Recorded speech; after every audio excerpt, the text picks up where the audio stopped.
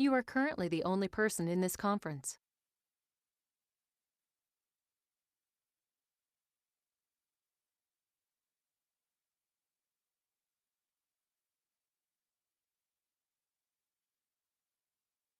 You are currently the only person in this conference.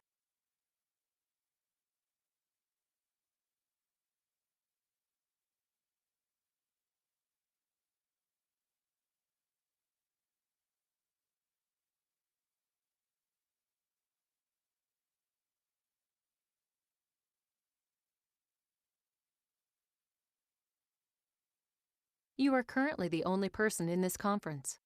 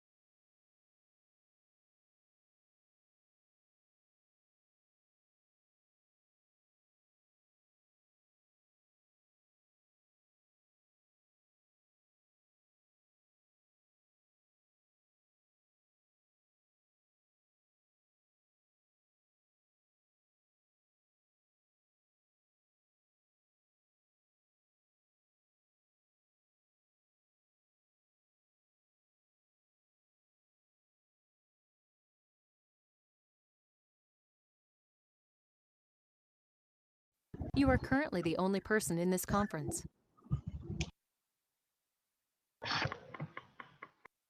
Hola, buenas tardes, Mariela, ¿me puedes escuchar bien? Buenas tardes, profesor. Sí, sí lo escucho. Bien. Estoy viendo que solo vos estás conectada, que no hay nadie más. Ah, bien. Tengo un poco de eco. Estaba haciendo esa prueba. Ahí les digo a mis ¿Cómo? amigas que se unan. Tengo eco.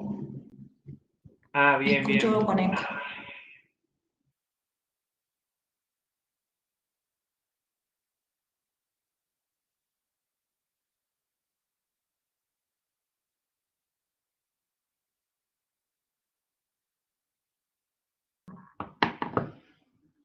Bueno, mientras tanto voy subiendo las presentaciones del día de hoy, hasta que se sumen tus otros compañeros.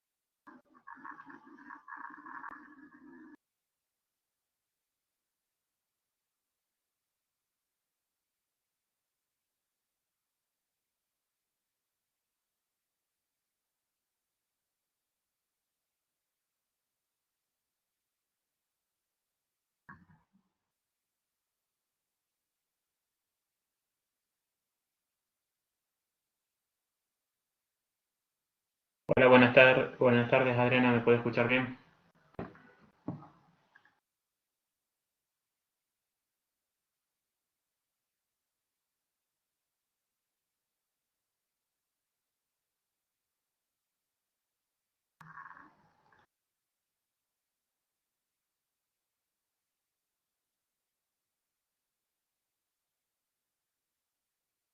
Bueno,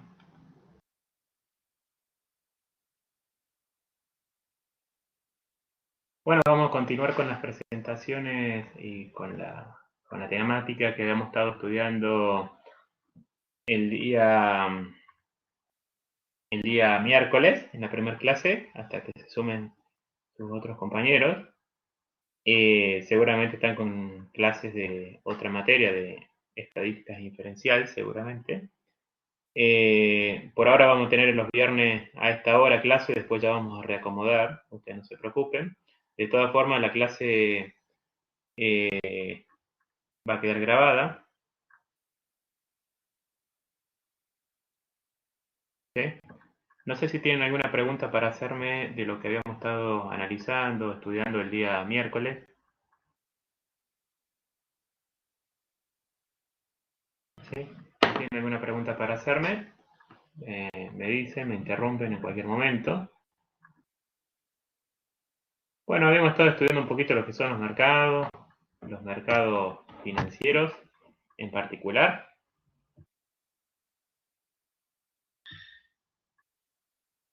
¿Sí? ¿Qué era un mercado? Habíamos analizado. ¿Dónde estaban los mercados financieros dentro de la economía? ¿Cuál era la relación con la economía real? ¿Cuáles eran las funciones económicas? ¿Quiénes eran los intervinientes? ¿Sí? No sé si han podido... Bueno, yo no les subí las presentaciones todavía, pero no sé si tienen alguna duda, algo que me quieran preguntar de lo que habíamos estado charlando.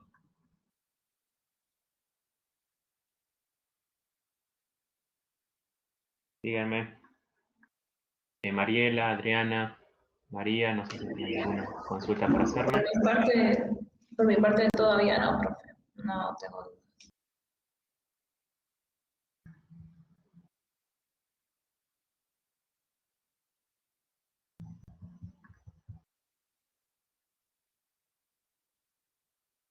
Bueno, ¿qué era un instrumento financiero? ¿Qué eran los mercados financieros?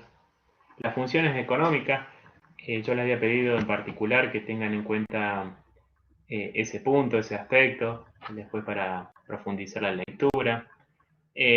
Habíamos profundizado sobre algunas de las funciones económicas en particular.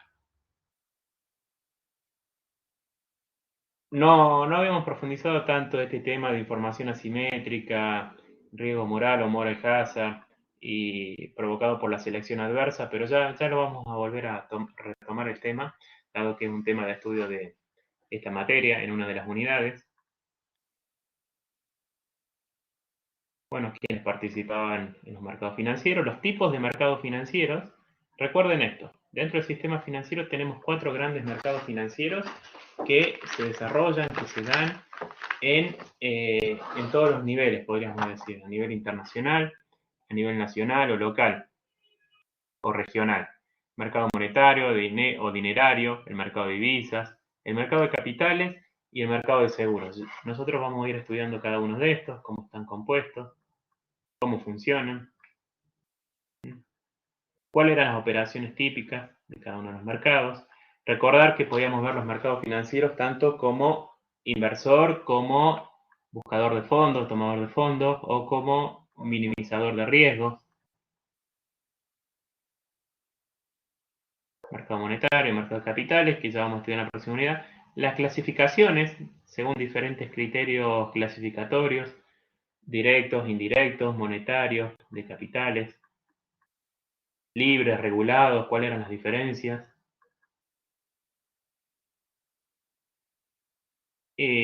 Según el momento de transacción, primarios o secundarios.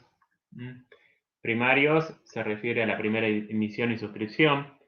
Los secundarios son las sucesivas compra-venta de esos activos financieros. Concentrados, también conocidos como centralizados o descentralizados, de participación de capital, de participación de deuda, de subasta o organizados, los over the counter, o OTC, lo van a conocer, lo van a escuchar por todos lados a los mercados de ese tipo como OTC directamente, con esa sigla. Los mercados nacionales o euromercados, que ahora vamos a tocar ese tema en el segundo punto de esta unidad. Las características que no quise profundizar mucho en eso porque lo vamos a ver ahora en el punto 1.2, en esta clase, si llegamos. Según el plazo de entrega de efectivo, o también conocido como spot market o contado. Yo compro el activo financiero y se liquida en un plazo máximo de hasta 48, 72 horas hábiles bursátiles, dependiendo del mercado y dependiendo de la normativa de ese mercado. Y los de derivados, que son contratos de operación entre dos partes que asumen derechos u obligaciones a una fecha futura. Y el precio de este contrato, de este activo financiero en particular, se deriva de otro activo que se denomina activo subyacente. Ese activo subyacente, ese derivado, de ahí viene la palabra derivado, porque su precio se deriva justamente de otro activo. Y ese otro activo puede ser, que es un derivado, puede ser un activo financiero, como una acción, un bono, divisas, índice bursátil, tasa de interés, etcétera, etcétera, o uno financiero, como por ejemplo un commodity, el trigo, el maíz, la soja, petróleo, gas, electricidad, oro, plata, y muchos de estos commodities que se negocian en los mercados internacionales. El activo financiero en sí es el contrato derivado, el futuro, por ejemplo, pero el activo subyacente puede ser un activo financiero o un no financiero también. Futuros. ¿Cuáles son los derivados más típicos, más usuales? Hay muchas especies. Bueno, los más usuales son futuros, las opciones y los forwards. ¿Cuál es la diferencia entre los futuros y las opciones, básicamente? Ustedes van a escuchar mucho sobre estos dos activos financieros. En los futuros las partes asumen una obligación, ¿sí? Está con letra anaranjada, de comprar o vender un activo subyacente en una fecha determinada. Asumen una obligación en sí, en particular. A comprar o vender, cualquiera de las dos cosas, un activo subyacente, que puede ser un activo financiero o un activo no financiero, en una fecha determinada.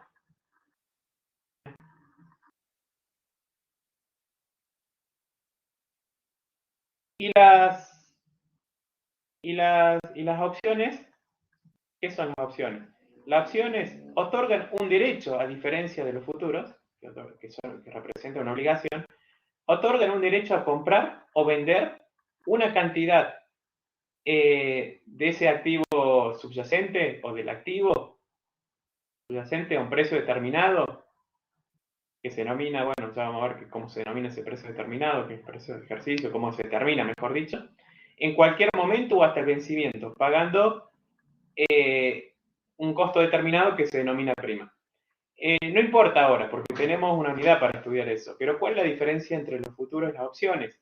Que en los futuros las partes asumen una obligación de comprar o vender un activo subyacente en una fecha determinada. En cambio, la opción en sí otorga un derecho a comprar o vender un activo subyacente en algún momento del tiempo, en cualquier momento del tiempo o hasta el vencimiento. Esa es la diferencia. Y bueno, los forward son muy similares en algunas cuestiones a los futuros, pero tienen la particularidad de que se negocian o se transan o se acuerdan, se suscriben de manera directa entre partes y normalmente en mercados OTC. Y suelen ser a medida y no suelen tener cotización, a diferencia de las opciones, de los futuros y de las opciones. Veamos un ejemplo de un futuro, ¿sí? Un ejemplo en el cual el activo subyacente es un activo no financiero. Veamos este ejemplo que lo habíamos comentado en la clase pasada. Por ejemplo, un productor de girasol va a cosechar sus semillas dentro de 3 meses y desea asegurarse hoy el precio al cual venderá el producto. Desea asegurarse la venta de la cosecha y también el precio, ¿sí? Porque suelen ser activos con gran fluctuación los precios, hay algunos activos que son más riesgosos que otros. Entonces quiere asegurarse la venta y también el precio. Puede existir una fluctuación importante de ese activo en particular en un plazo de 3 meses, imagínense ustedes. Al mismo tiempo, o del otro lado, hay una empresa que produce aceite de girasol, que desea asegurarse en cantidad y precio su principal materia prima, la semilla de girasol. Entonces, estas dos partes el productor de semillas de girasol y el productor de aceite firman un contrato a futuro. Y ese es el activo financiero, el contrato futuro. Y el activo subyacente, en este caso, ese segundo activo que se deriva de ese contrato, es la semilla de girasol, justamente. En este caso firman un contrato de futuro, en este ejemplo, ¿sí? Ya que las partes se obligan. No es que existe un derecho a ejercer, sino que se obligan. Existe una necesidad de intercambio, la operación, a plazo, dentro de 3 meses, cuando esté la cosecha de la semilla de girasol terminada. La semilla de girasol, como les decía recién, es el activo subyacente. Estoy leyendo aquí el análisis del caso.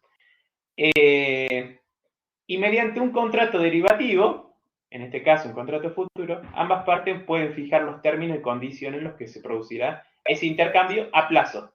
Recuerden que son activos financieros que se negocian en mercados, y eso es lo que estamos analizando, en mercados de derivados o mercados que no son de efectivo. En cambio, en el de efectivo, yo compro la acción, me liquidan la acción, queda registrada mi nombre. Ese proceso de liquidar. Entonces las partes realizan una cobertura de las variaciones adversas en el precio del activo subyacente. ¿Cuál es el activo subyacente? La semilla de girasol. Porque puede existir una disminución en los próximos 3 meses del precio, ¿sí? Una caída abrupta de la semilla de girasol, por ejemplo, y eso perjudicar ¿a quién? Al productor de semilla de girasol. O puede haber un aumento significativo y eso perjudicar ¿a quién? Al productor de aceite. Hablando en términos de precios, también se negocian las cantidades. Entonces, ese es el sentido de un contrato derivativo, ¿sí? De un contrato derivado. No son simplemente activos que sirven para especular. A los activos financieros que se transan en los mercados financieros, justamente, no hay que verlos como posibilidades de arbitraje, de especulación solamente, sino para todas estas cuestiones, tienen toda esta utilidad. Recuerden que a los mercados no solamente los puedo ver como inversor, sino también como buscador de fondos. Y en los mercados derivados en particular, los mercados de derivados en particular y de futuro tienen estas cuestiones. No es que se esté especulando con el precio para comprar a 10 y después vender a 12 justamente, sino que tienen estas cuestiones. Son muy importantes muchas veces para la economía real en sí. Bien, hasta ahí con las clasificaciones. Ya les voy a estar habilitando la unidad correspondiente, estoy en deuda con ustedes. Le estuve haciendo unas correcciones a estas presentaciones, por eso tampoco se las subí, pero vamos a ir subiendo todas las presentaciones de clases. Entonces tenemos activos o instrumentos financieros que son el vehículo por el cual se canalizan fondos, flujos de fondos de las unidades superavitarias, de aquellas unidades que tienen un excedente de fondo, con las unidades deficitarias, es decir, aquellas unidades económicas que necesitan dinero. Cómo se conectan en el mercado financiero y participa generalmente un intermediario. Y el vehículo de canalización es el instrumento o el activo financiero o el título valor, que pueden ser de participación en capital, acciones ordinarias, preferentes, pueden ser de deuda, por ejemplo, una obligación negociable, si es privada, si es pública, si quien emite el instrumento de deuda es el Estado nacional, provincial, municipal, suele ser un título público. Los bonos públicos se llaman títulos públicos, los privados se suelen llamar obligaciones negociables, o también pueden ser de derivados, que son los casos, los activos financieros que analizamos recién.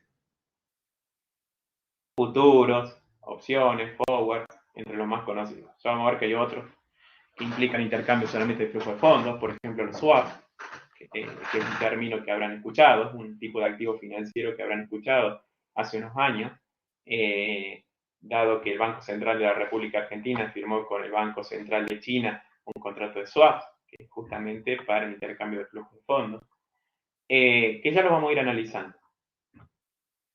Aquí tengo citado un comentario del Banco Mundial sobre los mercados financieros. ¿Qué dice el Banco Mundial? Y aquí está la fuente, el enlace de donde fue extraído este párrafo. Los mercados financieros, dice, son fundamentales para la evolución general de una economía. Aquí se lo subrayé. Los sistemas bancarios y los mercados accionarios Cuando habla de mercado accionario se refieren al mercado de capitales. Estimulan el crecimiento, el factor que más incide en la reducción de la pobreza.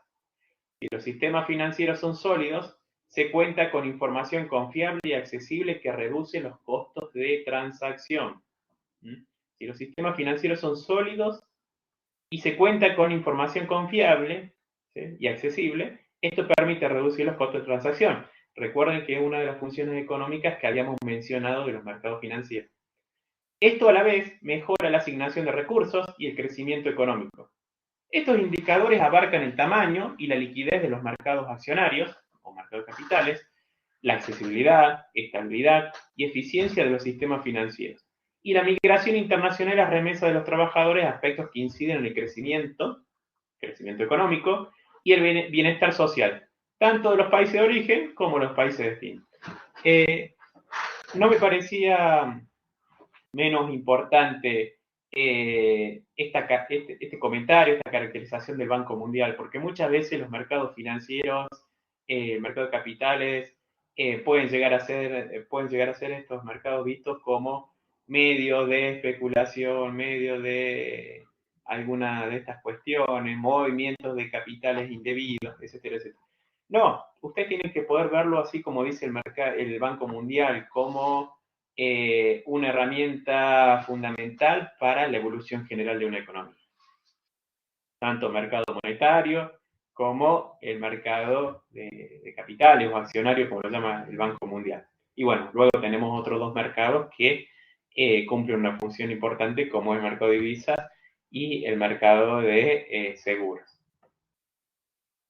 Bueno, aquí tengo una estadística del Banco Mundial extraída de la página, está como captura de pantalla porque no deja copiar los gráficos, las imágenes, que las voy a volver a citar en el otro punto. Más o menos cuántas empresas cotizan en bolsa en el mundo, son aproximadamente 43.000, 44.000 empresas que cotizan sus acciones en el mundo, pero son una estadística. Lógicamente que hay millones de empresas en el mundo y solamente 43 o 44.000 cotizan en bolsa. 43 a 44.000 empresas que representan casi sus valores de mercado, ¿sí? Sus valores de mercado, su capitalización de mercado representan casi un PBI mundial. Pero esto es solo una estadística en este momento. Nosotros podemos ir al mercado de capitales en busca de financiamiento, aún siendo una pyme. De hecho, en Argentina tenemos un mercado de capitales, un segmento del mercado de capitales que es para pymes específicamente, y bueno, también el sector público. Y ahí van muchas provincias, a veces los municipios más grandes, no sé, Ciudad de Córdoba, Ciudad de Rosario, muchas veces y buscan financiamiento en esos segmentos para financiar inversiones en particular. Ciudad de Buenos Aires, qué sé yo. Bien, hasta aquí llegamos con este primer punto de la unidad número 1, el sistema financiero. Aquí tiene la bibliografía sugerida, como les decía en la clase pasada, la bibliografía que yo les doy siempre es sugerida. Bueno, capítulo 1 de Camerini, de Favosi Mogliani, que les comenté el otro día, de Ricardo Pascale, que es un autor de varios libros de administración financiera, de finanzas de empresas. Capítulo 2, que habla de estas cuestiones de los mercados.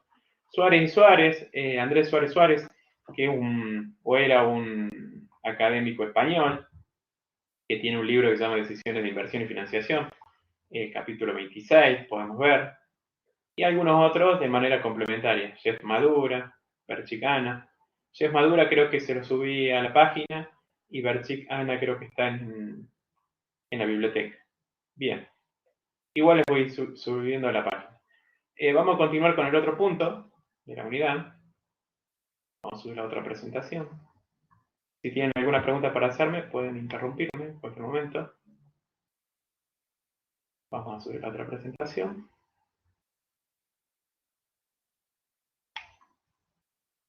Correspondiente al punto 1.2.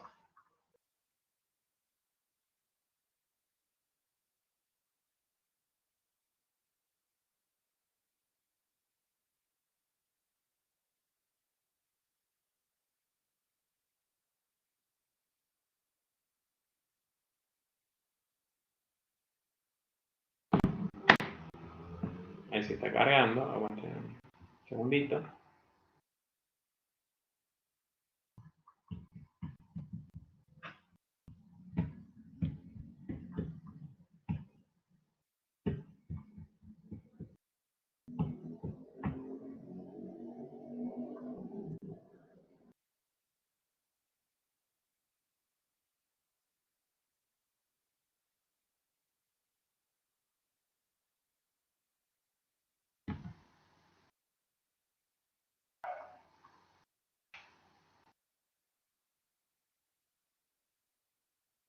Bueno, acá está. Ahora sí, el sistema financiero internacional, que es el punto número 2 de la primera unidad. Ahora vamos a ir analizando el sistema financiero, ¿sí? Desde lo general a lo particular. Vamos a comenzar con el sistema financiero internacional, concepto, estructura, vamos a ver la estructura general, los mercados financieros internacionales, el sistema monetario internacional. Seguramente toda esta partecita del sistema monetario internacional ustedes ya la estudiaron en otra materia, que tiene que ver con algunos organismos que lo integran, como el FMI, el Grupo del Banco Mundial, el Banco Internacional de Pago, o BIS, por ejemplo, bancos subregionales, etcétera, etcétera. Y vamos a comentar sobre las funciones principales de los órganos reguladores de ese sistema financiero internacional. Bueno, el sistema financiero internacional, vean ustedes, lo podemos definir de esta manera. Presten atención, aquí voy a utilizar conceptos muy similares a los utilizados en la definición de mercado financiero y de sistema financiero y de mercado financiero. Vean ustedes, conjunto de instituciones, normas implícitas y explícitas, podríamos decir procedimientos, y comportamientos sobre los que se basan las relaciones tanto monetarias como financieras entre los agentes públicos y privados de los distintos países. Lo podemos llegar a definir de esa forma, tomando el concepto de Jorge Carrera, un economista que tiene algunas publicaciones hechas en el Banco Central. Conjunto de instituciones, normas, yo agregué esto, implícitas y explícitas, en color anaranjado, y comportamientos sobre los que se basan las relaciones entre los distintos agentes económicos, ya sean públicos o privados, de todos los países. Por eso dice de los distintos países, porque estamos hablando del sistema financiero internacional. Por un lado tenemos una arquitectura de ese sistema financiero internacional y por otro lado tenemos la arquitectura del sistema comercial o bien digo, el sistema comercial internacional. El sistema financiero internacional, ¿sí?, en el que hay instituciones como el FMI, el Grupo del Banco Mundial, ¿qué más? El Banco Internacional de Pagos, los bancos regionales de desarrollo, etcétera, etcétera, están formados, ¿sí?, por un conjunto de normas, tanto implícitas como explícitas también, que se guían por diferentes reglas, y sobre lo que se basan, como decíamos recién, las diferentes relaciones monetarias y financieras de agentes públicos y privados internacionales. ¿Y cómo está conformado este sistema financiero internacional? Tiene dos grandes partes. Este esquema va a ser uno de nuestros puntos de partida para ir analizando todo ese sistema financiero internacional. Por un lado tenemos los mercados financieros internacionales y por otro lado tenemos ese sistema monetario. Mercados financieros internacionales que están compuestos por los mercados domésticos, que son los mercados nacionales de cada uno de los países. El mercado internacional, cuando hablo de mercado doméstico me refiero al mercado, puede ser de capitales, por ejemplo, de cada uno de los países. El mercado de divisas o Forex, que es el más líquido, el más grande del mundo, lo que yo les comentaba la clase pasada. Los euromercados de créditos y bonos son parte de esos mercados financieros internacionales. Y por otro lado tenemos el sistema monetario internacional, que fue pasando por distintos momentos de tiempo a llegar hasta llegar a una estructura similar a la que tenemos ahora, o que vamos a presentar ahora. Y está compuesto por entidades como el Banco Mundial, el FMI, etcétera, etcétera. Vamos a ir analizando cada uno de estos mercados. Vamos a empezar con los mercados financieros internacionales, en particular con los euromercados de crédito de bonos. Cuando vimos las clasificaciones, vimos una de los mercados financieros, vimos una que decía según la residencia del emisor o según la residencia. Podían ser mercados nacionales o mercados internacionales. Los internacionales, también conocidos como mercados offshore o euromercados. Esos euromercados son mercados crediticios,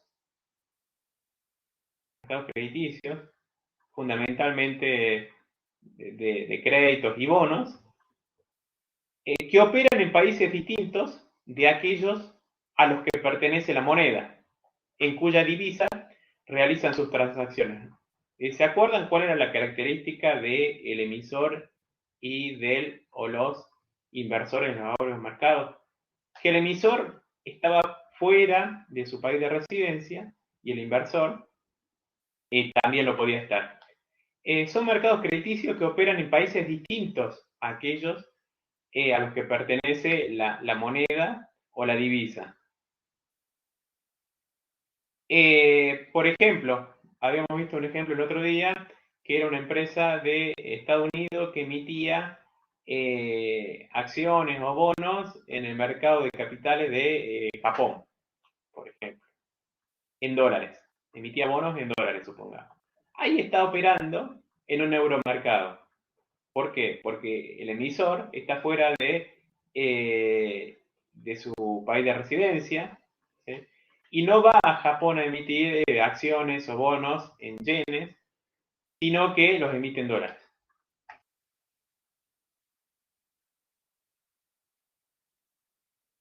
¿Qué características tienen estos euromercados? Son mercados organizados, es decir, que operan no solo en Europa, sino a nivel mundial, y participan tanto los mercados monetarios como los de valores. El mercado de capitales también es conocido como mercado de valores. El calificativo euro surge en la década 60 y 70 del siglo XX.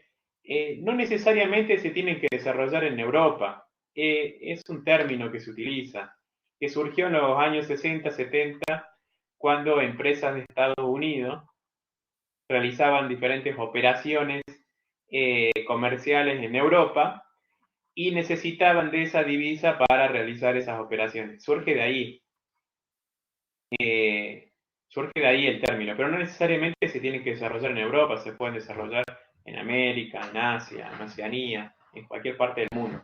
Pero tienen esa característica de que el emisor está fuera de su país de residencia. No están adscritos a ningún sistema financiero en particular, están localizados en diversas plazas de distintos continentes y operan con diversas divisas, con todo tipo de divisas. Y pueden, tengan en cuenta, desarrollarse tanto en el mercado de valores como el monetario. Se caracterizan porque en ellos no tienen lugar los movimientos de dinero, sino de créditos, ya que se negocian deudas y no medios de pago. Lo que se negocia son créditos y títulos de deuda, básicamente. O también pueden ser algunos títulos representativos de capital, como las acciones. Participan, en ese caso estaríamos hablando de crédito, un crédito, de alguna forma. Participan tanto en el mercado monetario, a través de depósitos y créditos, como en el mercado de valores, como emisión y suscripción de obligaciones y bonos, por ejemplo. La participación en el mercado monetario, donde están los bancos, básicamente, la constituye el mercado de eurodólares, cuyas operaciones más importantes son las interbancarias, la aceptación de depósitos, concesión de préstamos, etcétera, etcétera. Y la participación en el mercado de capitales o el mercado de valores la constituye el mercado de eurobonos, en los que se emiten y negocian obligaciones de empresas y deuda.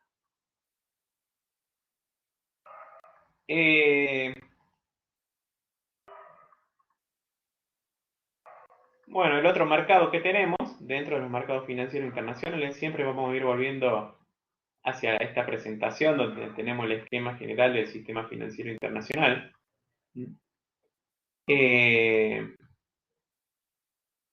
Aquí tenemos los euromercados de crédito y bonos que estuvimos hablando recién. Ahora vamos a pasar al siguiente mercado, el de divisas o Forex. El mercado de divisas, también conocido como mercado Forex o FX, ¿sí? Donde el nombre completo es de Foreign Exchange Market, ¿sí? Eso significa Forex. Que es un mercado financiero descentralizado, aquí se los puse en rojo, descentralizado, recuerden que teníamos mercado centralizado y descentralizado, este es descentralizado, muy disperso, donde se negocian divisas de todo tipo.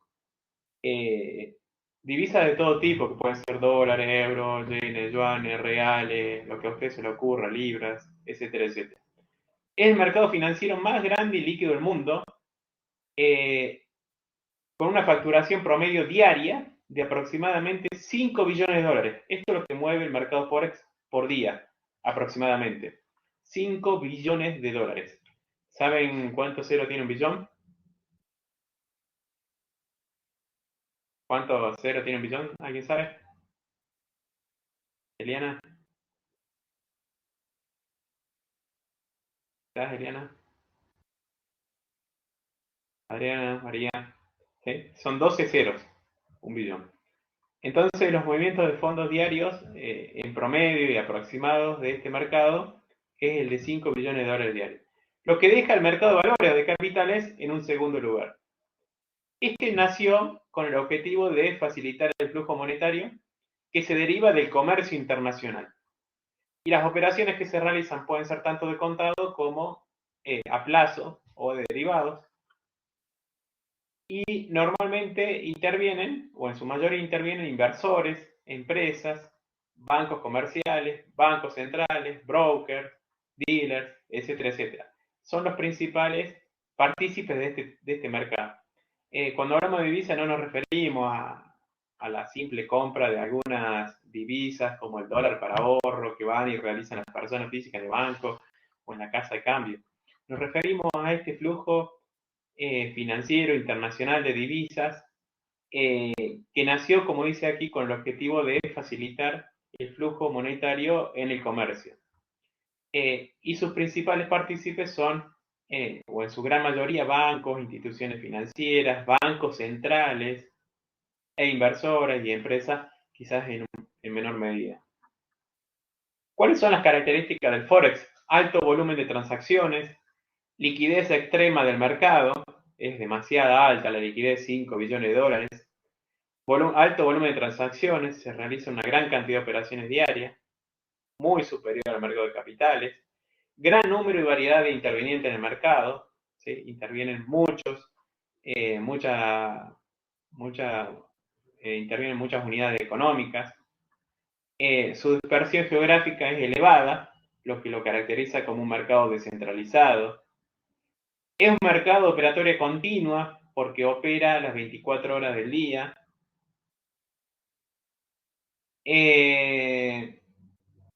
Sus principales participantes o partícipes son bancos, empresas, como lo dije recién, particulares, bancos centrales.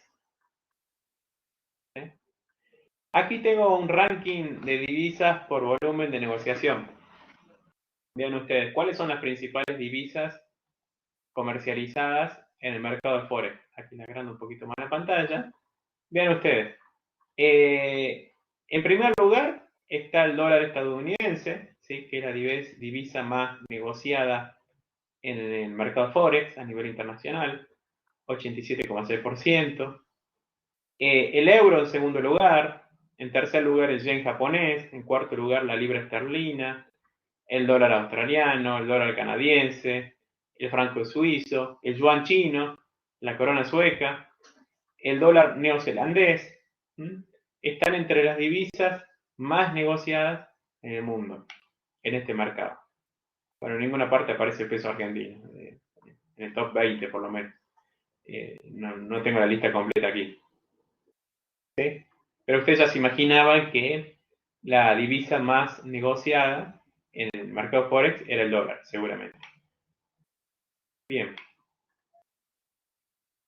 Según el BIS, el Banco Internacional de Pago, los cruces de monedas más negociados en 2016, según estadísticas, fueron el euro por el dólar por yen, la libra esterlina por dólar.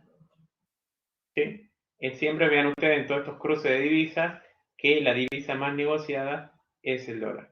¿Qué significa cruce de divisas? ¿Sí? Hay una norma ISO de calidad internacional que regula esto. ¿Qué significa esto de las normas ISO? De los cruces de moneda.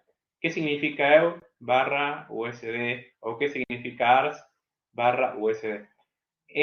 Lo que indica esta norma de calidad es que las divisas se denominan por sus letras por 3 letras. La primera de ellas, las primeras 2 de ellas significan su país de origen y la tercera significa la moneda, el nombre de la moneda. Es decir, que las monedas, las divisas, se denominan o se simbolizan, mejor dicho, con 3 letras. Por ejemplo, USD, ¿qué significa? Las primeras 2 significan el país de origen, United States, Estados Unidos, dólar de Estados Unidos. ARS, por ejemplo, es el peso argentino, ¿sí? República Argentina, pesos. El yen japonés, ¿sí? JP de Japón y la Y de yen. Y los cruces son estos. ARS barra USD. Significa que, por ejemplo, para comprar un dólar necesito 102 pesos, por ejemplo. O para comprar un dólar necesito 0,90 euros. ¿Sí? Esos son los cruces de divisas. En 2016, según esta estadística, el 42% de las transacciones realizadas en estas divisas eran exclusivamente entre bancos. Vean ustedes, lo que les decía recién, que los principales partícipes de este mercado son instituciones financieras. El 50% entre bancos y otro tipo de firmas que participan del comercio internacional. Firmas financieras, dice aquí, esta estadística, es decir, entre bancos y otras entidades financieras, y 7,5 se realizaron entre un intermediario y una compañía financiera. Ven ustedes que en la mayoría de los casos, las operaciones realizadas en el mercado Forex son por parte de instituciones financieras, ya sean bancos o compañías financieras no bancarias o intermediarios.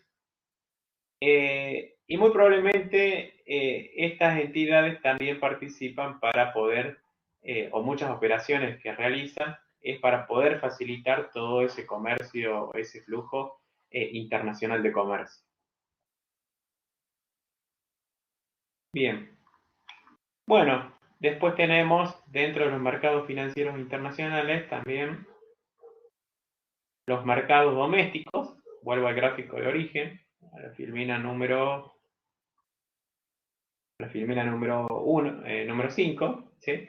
Dentro de los mercados financieros internacionales tenemos los euromercados, los mercados de divisas y los mercados domésticos. Bueno, ya analizamos un poquito los euromercados, los mercados de divisas y ahora vamos a analizar un poquito los mercados domésticos.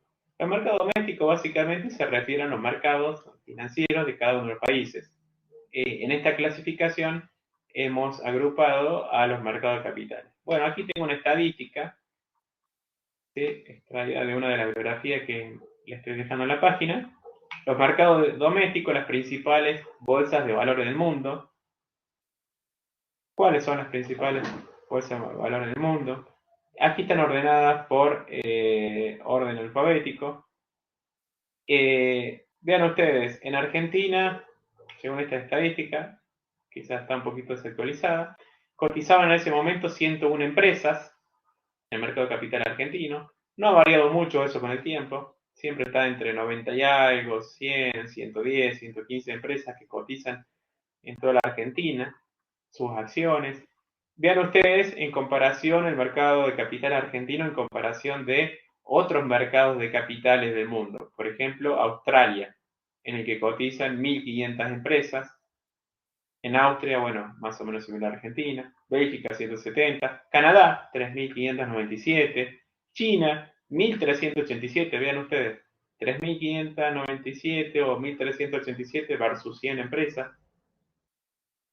Ahí ustedes se pueden dar cuenta un poquito del tamaño del mercado capital argentino, que es muy pequeño, muy poco desarrollado. Italia, 269. A ver qué otro grande. No sé si tenemos Estados Unidos aquí en la estadística. Finlandia, bueno, no sé, no lo tenemos Estados Unidos aquí. Italia, Japón, bueno, México, Holanda, España, 3.272 firmas. Reino Unido, 2.486. Aquí está Estados Unidos. 5.231 compañías cotizan sus acciones, o más de 5.000 cotizan sus acciones en el mercado de capitales en Estados Unidos. Y en Argentina, aproximadamente 100. Vean ustedes qué pequeño es el mercado de capitales argentino en comparación a otros mercados capitales del mundo. Y estos son los mercados domésticos, ¿sí? Las principales bolsas de valores. No porque Argentina esté entre las principales, sino que simplemente se las quería citar para que nos vayamos dando una idea del tamaño y también de la profundidad de este mercado en particular en nuestro país.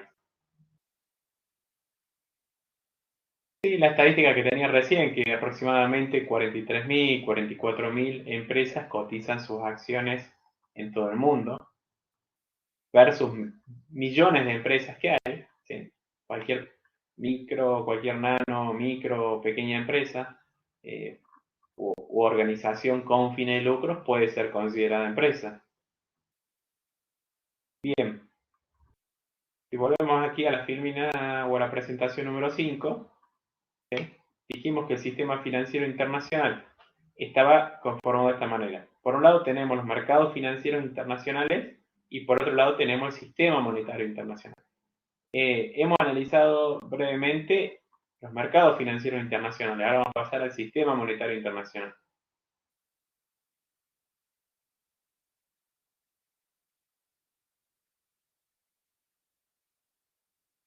¿Dónde nos hemos quedado? En el 17, el 16. ¿Sí? El sistema monetario internacional. El sistema monetario internacional, que es la estructura internacional en la que se realizan los pagos internacionales y movimientos de capitales, y donde se determinan los diferentes tipos de cambios entre las diferentes monedas o divisas del mundo. Al igual que el sistema, que los mercados financieros internacionales y el sistema financiero internacional, etcétera, etcétera, implica un conjunto de reglas, acuerdos, instituciones, mecanismos, políticas de tipo de cambio, pagos internacionales y flujos de capital. Implica exactamente lo mismo, pero en este caso, en el sistema monetario internacional, o lo que es el sistema monetario internacional, se refiere a todo ese flujo de pagos internacionales y los movimientos de capitales, que permiten determinar los tipos de cambio entre las distintas monedas de los distintos países. Ese sistema monetario internacional pasó por distintos momentos del tiempo. Acá lo tenemos caracterizado siguiendo a López Lubián y algún otro autor que les voy a dejar en la página. Pasó por 5 grandes momentos. Por un lado tenemos un momento de tiempo basado en, o un sistema basado en dos metales, el patrón oro clásico, el periodo entre guerras, el sistema Bretton Woods y el sistema de tipo variables. Todo esto lo estudiaron en otra materia, ¿verdad? ¿En qué materia han estudiado todos estos momentos del tiempo por los que pasó el sistema monetario internacional? A ver, cuéntame. ¿Qué otra materia de la carrera?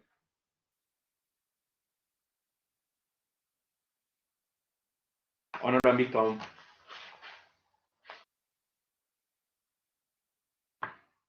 ¿No lo han visto en ninguna materia?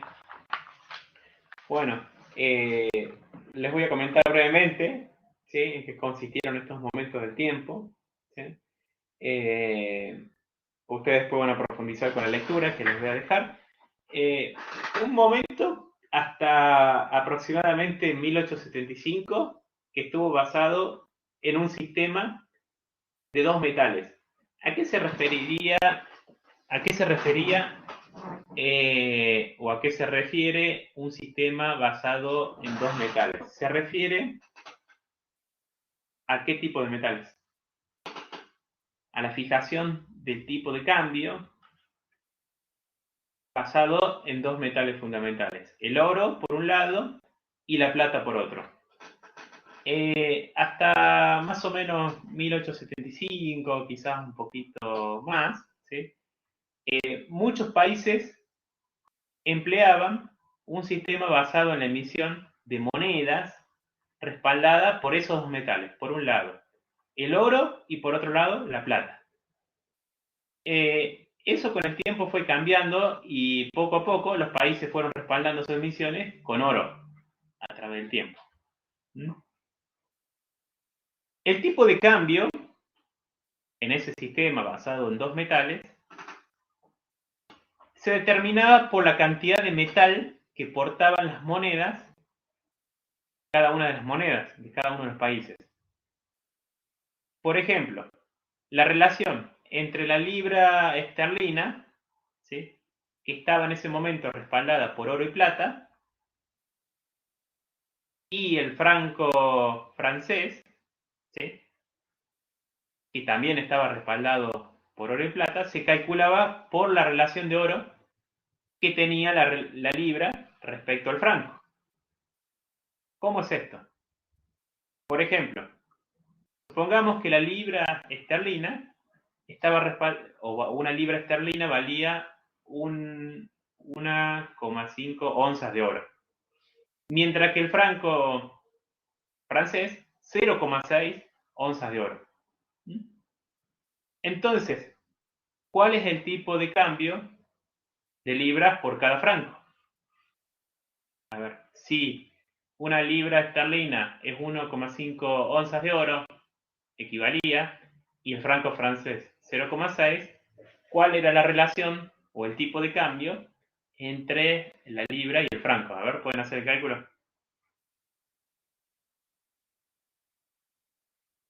Me pongo en el chat. Libra, supongamos, un ejemplo, que estaba libra 1,5 onzas y el franco 0,6 onzas. Entonces, ¿cuál es la relación o el tipo de cambio entre la libra y la onza? Sería la pregunta. ¿Cuánto valía cada libra por cada franco?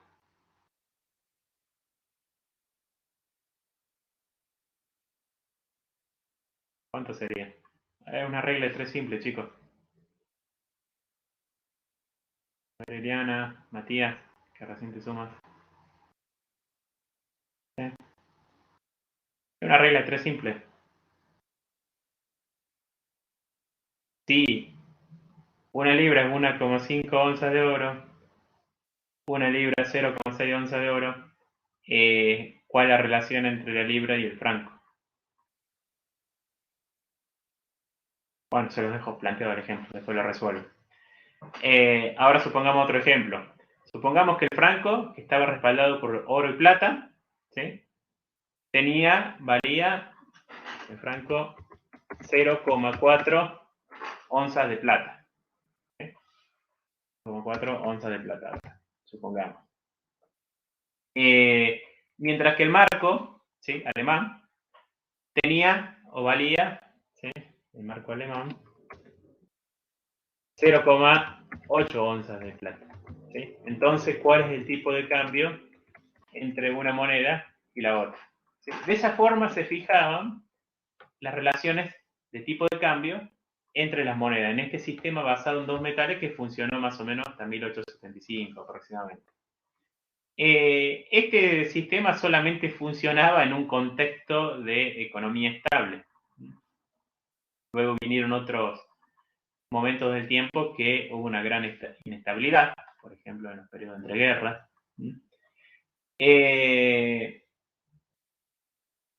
Y además tenía un problema, adolecido un problema, ¿sí? Que operaba la ley esta de Gressman, que ustedes seguramente estudiaron en otra materia de economía, donde la moneda buena o el metal bueno desplazaba al malo, en ese caso, el oro a la plata. El otro periodo de tiempo por el que pasó, o el otro momento por el que pasó el sistema monetario, fue el patrón oro clásico, una vez que se definió solamente o que las monedas estuviesen respaldadas por el oro. Y este fue más o menos de ese momento, en 1875, final del siglo XIX, hasta que comenzó la Primera Guerra Mundial. En este patrón oro clásico, ¿sí? El oro era considerado como un metal cuya posesión representaba riqueza, ¿sí? Debido a que presentaba o presenta en la actualidad diferentes características. ¿Y cuáles son estas características? Bueno, es homogéneo, es duradero, muy difícilmente o muy difícil de falsificar, entre otras cosas. Este metal fue utilizado como moneda de la antigüedad, desde la época de los griegos, después de los romanos, etcétera, etcétera. Se siguió esa tradición. Aquí las monedas estaban respaldadas exclusivamente por oro. En esa época, Londres, Inglaterra, Londres en particular, la ciudad de Londres, era el centro financiero internacional. Y por mucho tiempo lo fue hasta el periodo entre guerras. El tipo de cambio en este sistema dependía de la cantidad de oro que portaban las monedas, como en el sistema anterior, pero aquí solamente el oro era el respaldo de cada una de esas divisas. Por ejemplo, el tipo de cambio en este sistema, ¿sí? Que dependía solamente del oro, se fijaba justamente por la relación que existía, ¿sí? Entre el oro respaldado entre una moneda y otra. Por ejemplo, el dólar americano estaba definido como una veintena, ¿sí? Un dólar americano, vamos a poner con CD, valía 1,20 onzas de oro. Y la libra esterlina valía un cuarto de onzas de oro. Un cuarto de onzas de oro. Entonces, ¿cuál es la relación o el tipo de cambio entre el dólar y la libra esterlina? Ahí tienen otro cálculo para hacer. Y de esa forma es que se fijaban las relaciones de tipo de cambio. Este sistema tenía el problema de que favorecía a los países que tenían mayores cantidades de reserva de oro, ya que les permitía emitir más monedas. Y a la vez provocaba una falta de liquidez del resto de los países que no encontraban o no tenían los suficientes recursos para realizar inversiones y para el funcionamiento de su economía en general. Entonces tenía ese problema, básicamente, que favorecía a los países con mayores reservas de oro, entre otras cosas. Voy a desactivar la cámara. Aguántame. Bueno, después tuvimos el periodo entre guerras. El periodo entre guerras entre 1915, 1944, 1945, donde provocó una gran crisis económica en muchos países del mundo. Quizás algunos se favorecieron, pero hubo un periodo de crisis muy profunda. En este periodo fue que se desarrolló la Gran Depresión o la gran crisis del año 29 en Estados Unidos, que seguramente ustedes ya lo estudiaron en historia económica, todo esto. Y después tenemos el sistema de Bretton Woods. En el año 44, en julio del 44, precisamente, 44 países se reunieron en Bretton Woods. Bretton Woods es un lugar, no una persona. Eso es New Hampshire, en Estados Unidos. En el cual, básicamente, dos grandes países, dos grandes potencias como Inglaterra, Reino Unido y Estados Unidos, presentaron sus planes económicos. El del Reino Unido fue presentado por Keynes, el de Estados Unidos por Nicholas White, en el cual se pretendía diseñar un nuevo sistema monetario internacional. Y de estos acuerdos, de esta reunión, básicamente, surgieron tres grandes acuerdos en el sistema de Bretton Woods en julio del 44. ¿Qué fueron? La creación del FMI, el Fondo Monetario Internacional, el Banco Mundial, que hoy se llama Grupo del Banco Mundial, y un sistema que aún subsisten, aún existen estos dos organismos, el FMI como el Banco Mundial, y la creación de un sistema financiero internacional basado en dólares. Este acuerdo ya no se encuentra vigente. Como sabemos, nosotros tenemos un sistema de tipo de cambios variables en el mundo. Pero en ese momento, el sistema financiero internacional estaba basado en dólares. ¿Sí? Se creaba el FMI y el Banco Mundial, que aún existen. Esos dos organismos surgieron juntos de este sistema, de Bretton Woods, de los planes propuestos tanto por el Reino Unido como por Estados Unidos, Keynes, White y otros. Y ese sistema financiero internacional basado en dólares, en el cual el tipo de cambio estaba fijado en torno al dólar. Y el dólar, a su vez, estaba respaldado por el oro.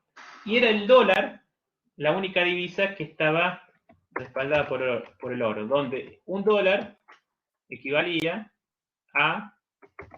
¿sí? Aquí, a 35 onzas de oro.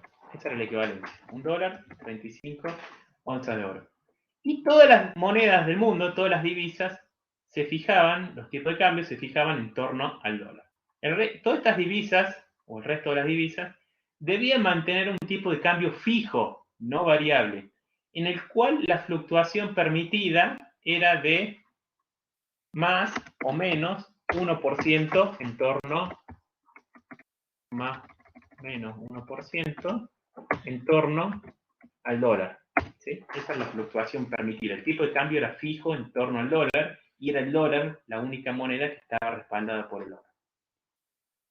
Si una moneda, imagínense el peso argentino o cualquier otra moneda, tenía una fluctuación mayor o menor, mayor a ese más 1%, ¿sí? Por encima del 1% o por debajo del 1%, en ese caso el país debía intervenir, ya sea comprando o vendiendo divisas. Y si no se lograba estabilizar la divisa, lo que debía hacer ese país era, o tenía diferentes alternativas, una de ellas era pedirle liquidez al FMI y la otra era la devaluación. Pedirle liquidez al FMI, pedirle préstamo, en realidad en contra de las cuotas que tienen o tienen cada uno de los países, tenían en ese momento, cada uno de los países cada una de las cuotas que tenían los países en el FMI, donde cada cuota estaba, un 25% de cada cuota estaba representada en oro en ese momento, ahora no es así. Estas operaciones se denominaban y se denominan giros, ¿sí? Donde un país pide fondo al FMI, dinero del fondo del FMI, en contra de su cuota, que son giros. Creo que Argentina estaba pidiendo un giro por estos días de 4.500 millones de dólares al FMI. ¿Sí? No crean que el endeudamiento, los giros, las solicitudes de liquidez son nuevas en Argentina, son absolutamente históricas. Bien, hablando del tema, ¿alguien sabe cuánto es la deuda externa de Argentina? Ustedes que van a ser economistas. ¿Alguien tiene idea?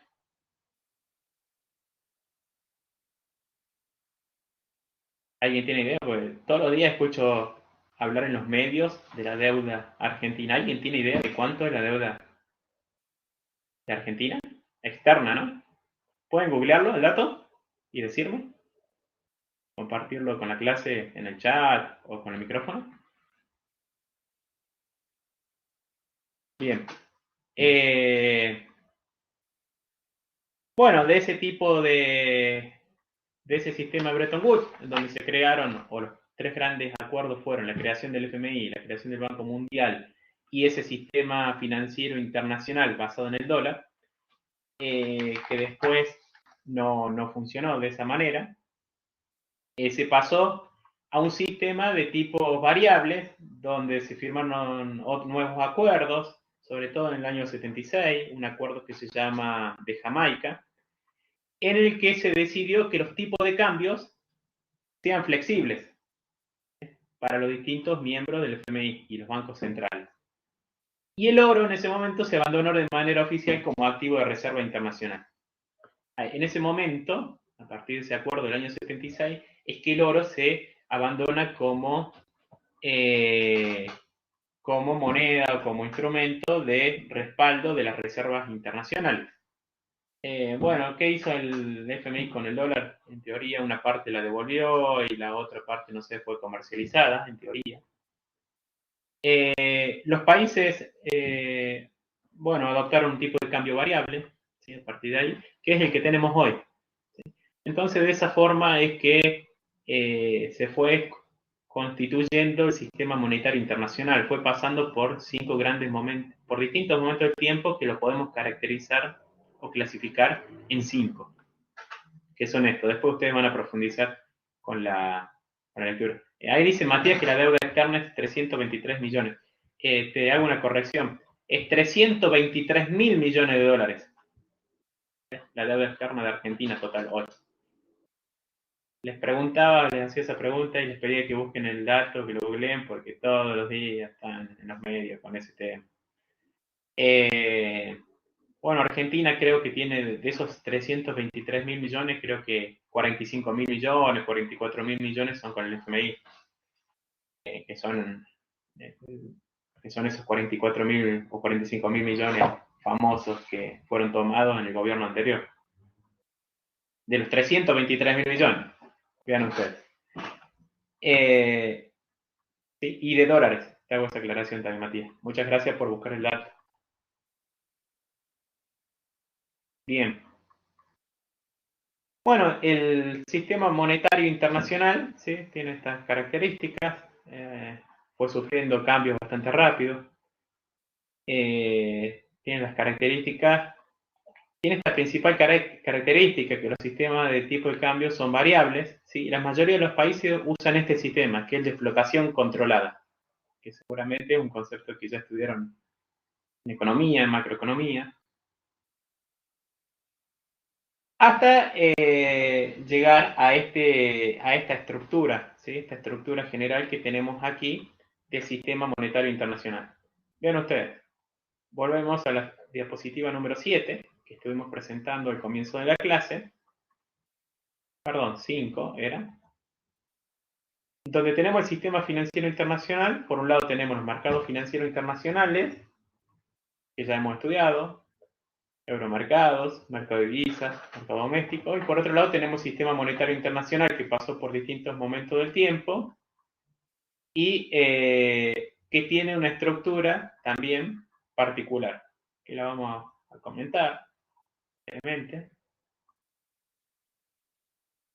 ¿Sí? Aquí estamos, o esta arquitectura. Por un lado tenemos el Banco Internacional de Pagos, el Banco de Basilea o el BIS.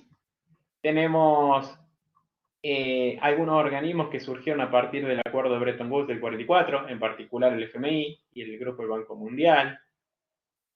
La Organización Mundial de Comercio, que surgió en el año 44, 45, en el 45, perdón, a partir de la Carta de las Naciones Unidas. En el 47, en realidad, que surgió el anterior GATT, que eran una serie de acuerdos sobre comercio internacional, y la Organización Mundial de Comercio, tal como la conocemos hoy, recién se constituyó en el año 1995. ¿Sí? Mucho más adelante en el tiempo. Vean ustedes. Primero, a partir de la Carta de Naciones Unidas, el Acuerdo de Bretton Woods, surgieron acuerdos sobre comercio internacional, aranceles, etcétera, etcétera, y después, a partir del año 95, es que se conforma la Organización Mundial de Comercio. Bueno, luego tenemos otros organismos, entidades que participan de este sistema monetario internacional, como los bancos regionales de desarrollo, los bancos subregionales, las instituciones multilaterales de crédito, etcétera, etcétera. Estos bancos regionales, como por ejemplo el BID, o bancos subregionales como el Banco de América Latina para el Desarrollo, o la CAF, conocido como la CAF, Corporación Andina de Fomento, no pertenecen al Grupo de Banco Mundial. Hay que tener en cuenta eso. Y algunos otros organismos que han ido surgiendo luego con el tiempo, que integran todo este sistema monetario internacional. Bien, ¿alguna pregunta hasta aquí? ¿O algo que quieran comentar? ¿Algo que quieran agregar?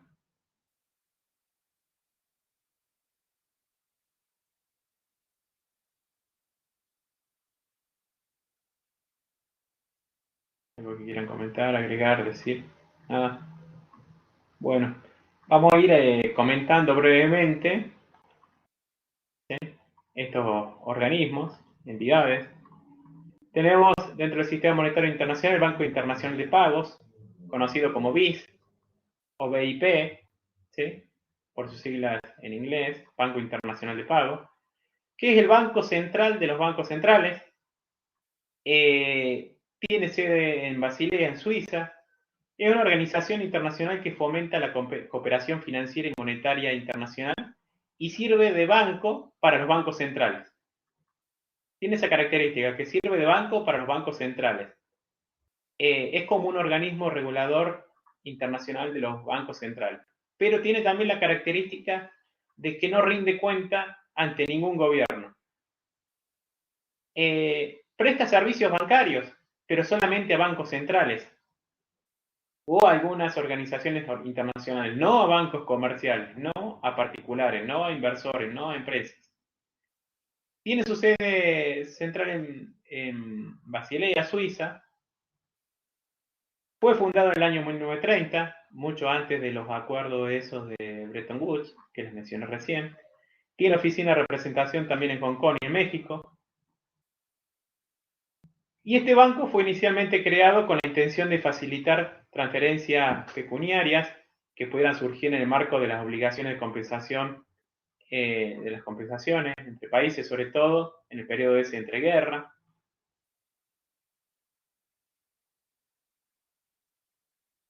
Es el banco central, es el banco de los bancos centrales, tiene esa característica, o así se lo conocen. El capital del Banco Internacional de Pago está compuesto por acciones pertenecientes a los bancos centrales. Vean ustedes, tienen acciones, o su capital social está compuesto por acciones que pertenecen a los bancos centrales. Las instituciones y personas privadas quedaron excluidas como accionistas a partir del año 2000. Es decir, que son los bancos centrales quienes participan principalmente del Banco Internacional de Pago. Bueno, aquí está. Bueno, aquí hay una reseña de cómo está compuesto ese capital accionario. Su presidente es Jens Weidmann, presidente del Bundesbank de Alemania, desde el año 2015.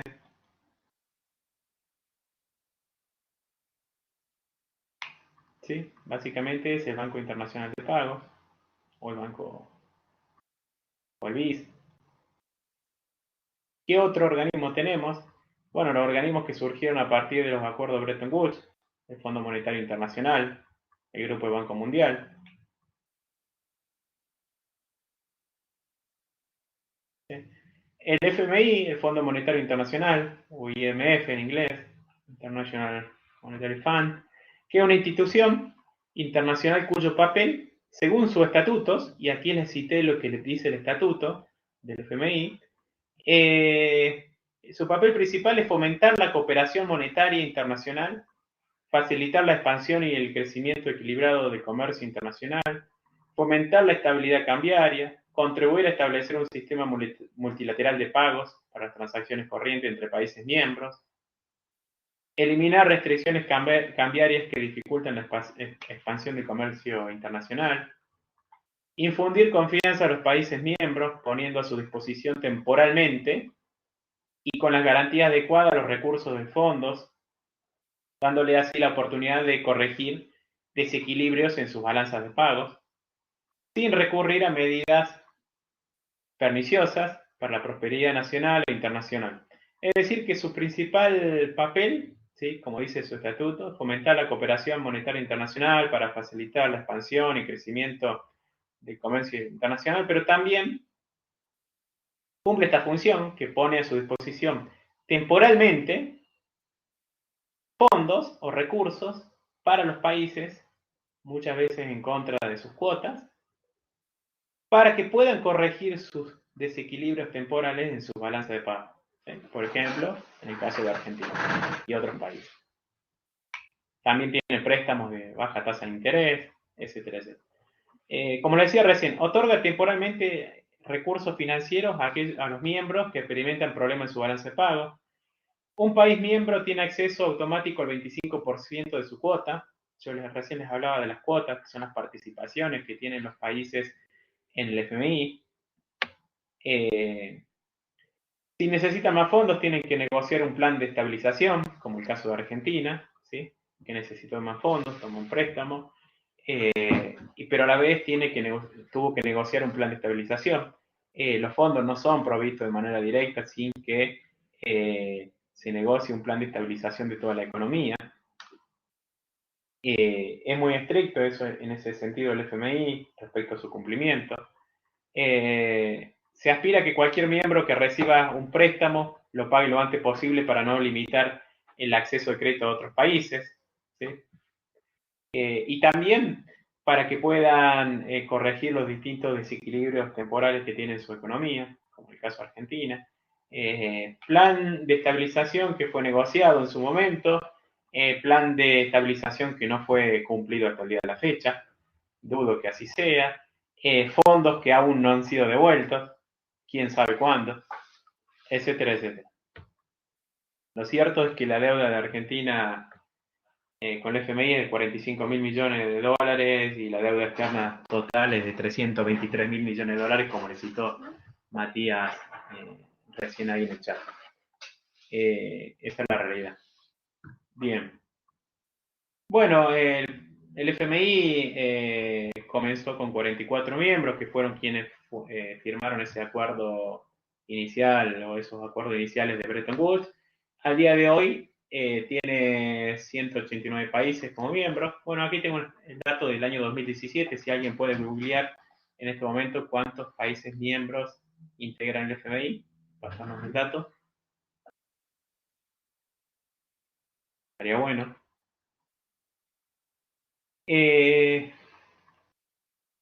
Bueno, las principales intervenciones del FMI, vean ustedes, año 94, el efecto tequila de México, la crisis económica, tuvo una intervención de 18 mil millones de dólares, el 97 la crisis asiática, 36 mil millones de dólares, el 98 Rusia, el 98 Brasil, 41 mil millones de dólares, en el 2001 Argentina, 21.600 millones de dólares, en el 2018-2019 Argentina, 45 mil millones de dólares, aquí dice 57, en realidad tomó 45 de los 44, 45 de los 57 que acordó finalmente. Grecia, la crisis de Grecia en el año 2010, ¿sí? Son las principales intervenciones. 188 países, Matías, ¿sí? Muchas gracias, Eliana.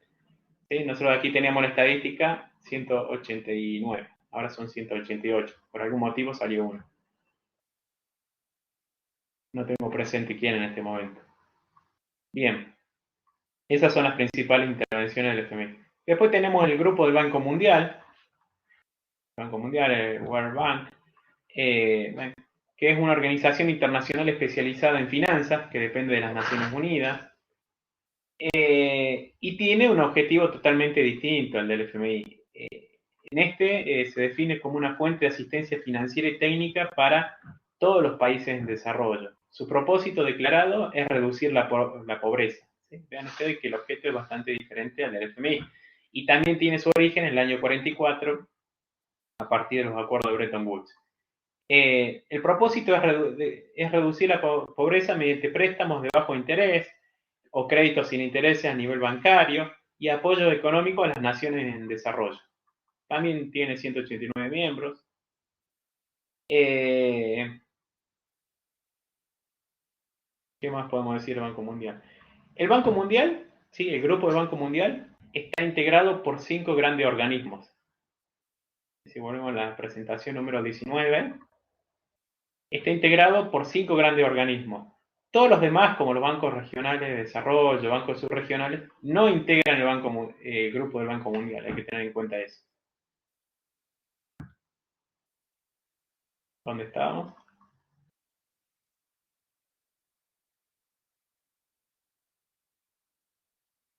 Estábamos aquí en el grupo del Banco Mundial. El grupo del Banco Mundial que está integrado por el Banco Internacional de Reconstrucción y Fomento. Cada uno de los organismos que integran ese grupo del Banco Mundial tienen una función, un objetivo distinto. Por ejemplo, el Banco Internacional de Reconstrucción y Fomento, que tiene como objetivo lograr la reducción de la pobreza en los países en vía de desarrollo, mediante asistencia crediticia, asesoría. La Asociación Internacional de Fomento, que tiene como objetivo proporcionar dinero para reconstrucción de servicios básicos, educación, vivienda, agua potable, etcétera, etcétera.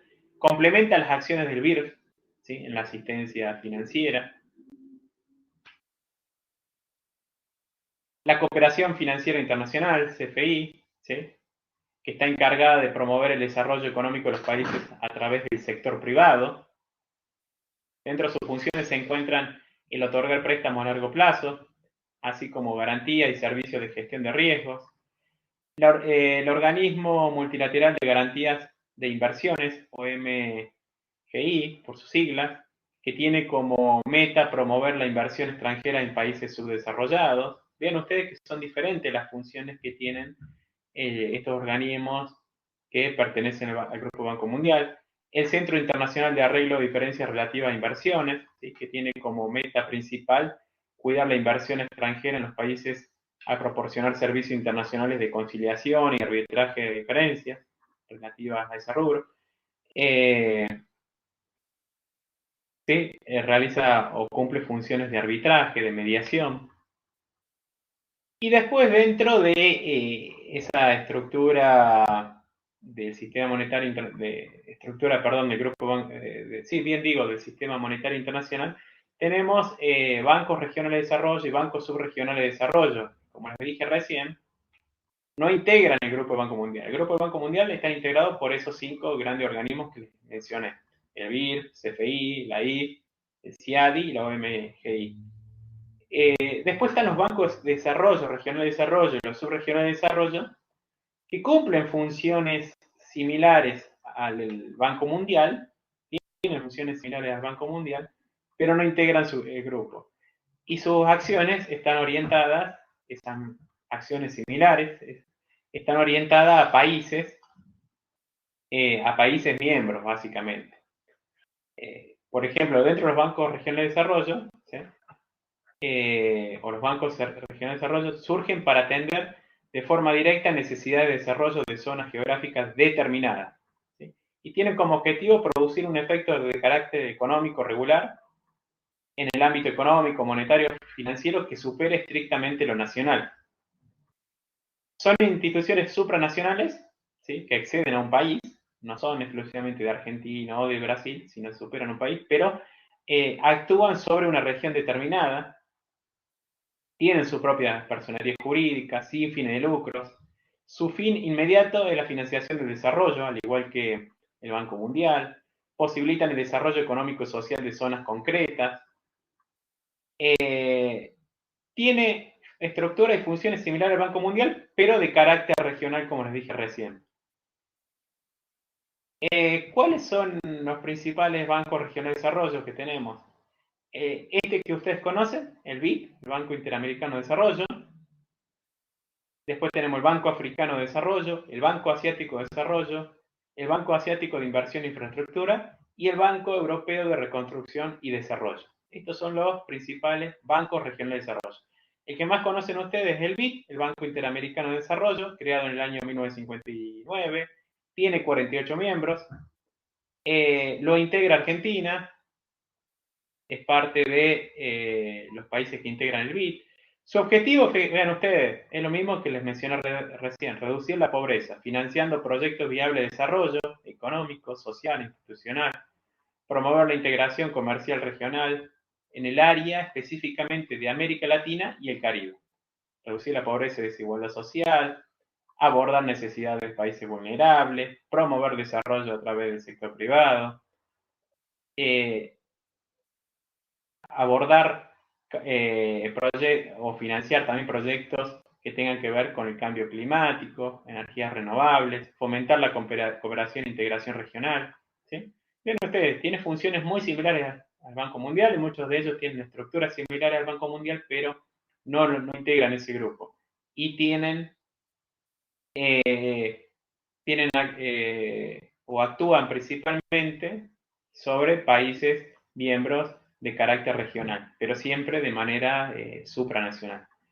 Después tienen otros como el africano, estos dos asiáticos, el europeo, de reconstrucción y fomento, que surge a partir de la desintegración de la Unión Soviética y caída del muro de Berlín, integrado por 60 miembros, 58 países,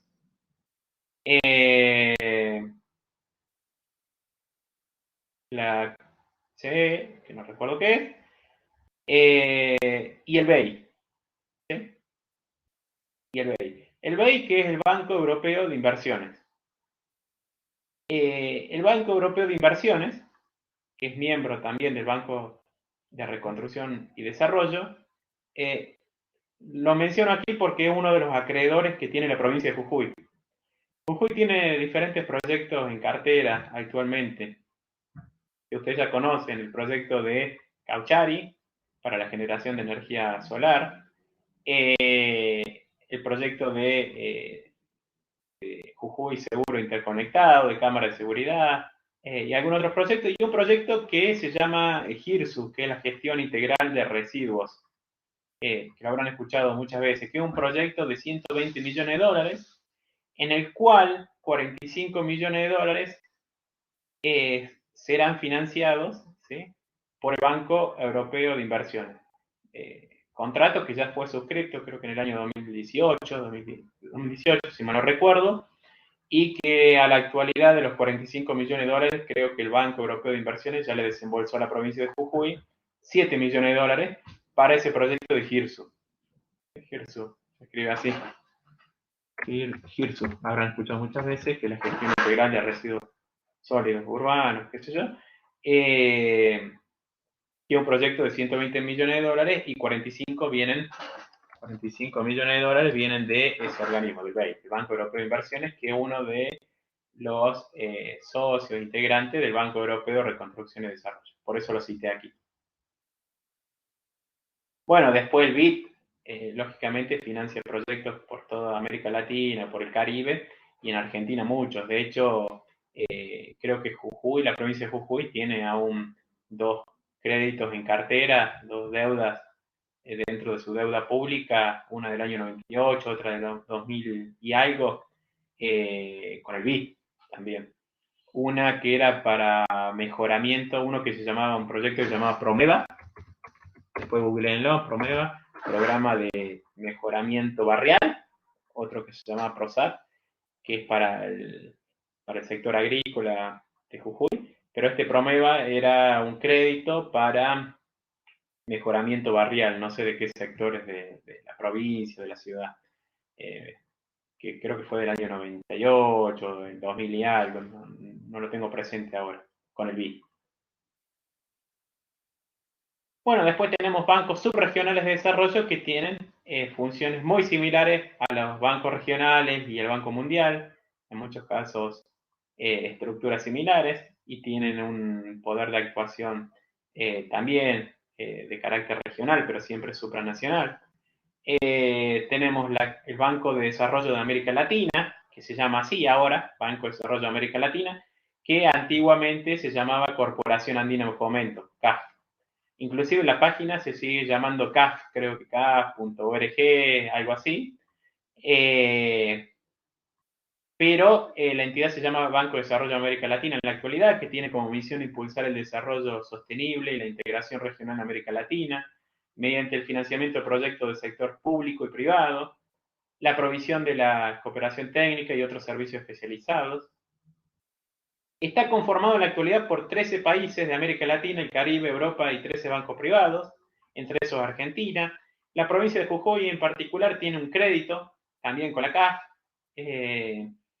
Habrán escuchado entre los proyectos que les mencionaba recién, también el proyecto de Promase. ¿Escucharon ese proyecto de Promase? ¿Lo escucharon alguna vez? Sí, salió en los diarios el año pasado, el anteaño pasado. Programa de mejoramiento de la calidad educativa de Jujuy. Y es un proyecto de, no recuerdo exactamente el monto de la inversión, pero en parte financiado por la CAF, ¿sí? La CAF, con un préstamo de 100 millones de dólares, y en parte también por otra entidad que se llama, por otro banco subregional que se llama BCIE, BCIE, es el banco, creo, de integración, Banco del Caribe, es un banco o un organismo, un banco, bien digo, subregional del Caribe, con 67 millones de dólares. ¿Sí? Ustedes busquen qué significa la sigla BCI exactamente, Banco del Caribe, Integración Económica, algo así, por 67 millones de dólares. No recuerdo cuánto es la inversión total del proyecto Promase, que es el programa de mejoramiento de la calidad educativa que tiene Jujuy para mejoramiento y construcción de nuevas escuelas, pero en parte es financiado por la CAF con un contrato firmado por 100 millones de dólares y otra parte el BCIE por 67 millones de dólares. Y aquí tenemos la que es la CAF. La CAF es el Banco de Desarrollo de América Latina, que es uno de los bancos subregionales de desarrollo. El Banco de Desarrollo del Caribe, el Banco de América Central para la Integración Económica, acá está, BCIE, lo había leído, BCIE, que es el Banco de América Central para la Integración Económica, cuya reunión de directorios, si mal no recuerdo, fue realizada en Jujuy en el año 2019. Y después se firmó ese préstamo, BCIE, en el cual Jujuy firmó un préstamo por 67 millones de dólares. No sé si a la fecha existen desembolsos. Otro banco subregional de desarrollo es el Banco de Desarrollo de África del Este, de África Occidental, son otros bancos subregionales de desarrollo, con funciones muy similares a las que les mencioné de los bancos regionales y del Banco Mundial, pero no integran ese grupo. ¿Sí? Tienen personería jurídica independiente.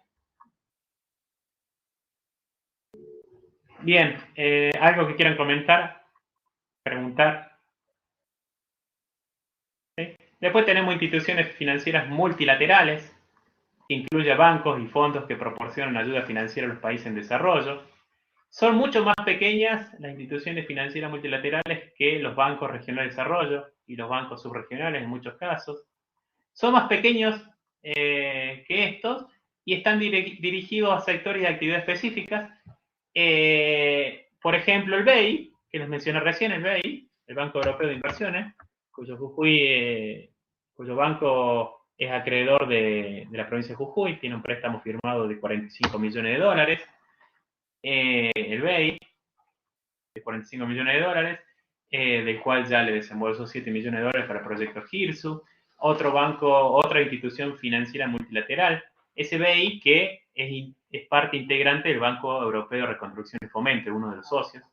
El Banco de Desarrollo del Consejo de Europa, el Fondo Internacional para el Desarrollo Agrícola, el Banco de Desarrollo Islámico, el Fondo OPEC para el Desarrollo Internacional, etcétera, etcétera, son algunas de las instituciones financieras multilaterales que son más pequeñas que los bancos regionales o subregionales de desarrollo. Bien, luego el sistema monetario está integrado también por otros grupos de acción política, como el grupo de los G-países. Mariela, ¿podría silenciar otros grupos de acción política, como por ejemplo que integran ese sistema monetario, como el grupo de los países G, G7, G8, G20, etcétera, etcétera, que ya lo vamos a desarrollar un poquito más. Bien. ¿Alguna pregunta hasta aquí? ¿Tienen alguna pregunta? ¿Algo que quieran comentar? Mariela, ¿algo que quieras comentar? ¿Sí me escuchan? Sí, Veo cortada las filminas. Las diapositivas las veo cortadas, eso le quería decir. ¿todos la ven cortadas? ¿Todos la ven cortada? ¿O la ven No, completa? yo no la completa. Ah, bien, puede ser que en algún momento la haya maximizado a la presentación. A ver. Y otra cosa, tenía ahí la CAF como Banco de Desarrollo de América Latina, ¿puede ser? Sí, así Y se yo llama no tengo- actualmente. Ah, bien. Es que me aparece en una publicación como la Cooperación Sí, Andina de Fomento de Jujuy. sí, pero así se llama actualmente. La página se sigue llamando CAF. Si vos pones CAF, la página se llama CAF.org. No sé cuánto. Pero se llama así, Banco de Desarrollo de América Latina. Bueno, Cuyo por estos días estaba, creo que eligiendo presidente y era intención del gobierno argentino que el presidente sea argentino, no lo logró finalmente. No tuvo el apoyo de los demás países miembros para ello.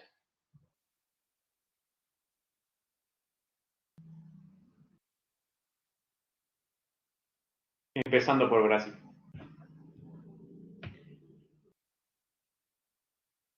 Bien, ¿algo más que quieran preguntar, decir? ¿Sí? Así vamos cerrando la clase de hoy. Vamos a terminar un ratito antes. Lamento que muchos no se hayan podido conectar. Dado que se solapaba el horario con la clase de estadística. Ya lo vamos a solucionar y vamos a pasar la clase a las 18 horas. Creo que están de acuerdo. También podría ser, ustedes tienen clase de 16 en adelante, antes de la de estadística diferencial a las 16, ¿tienen otra materia?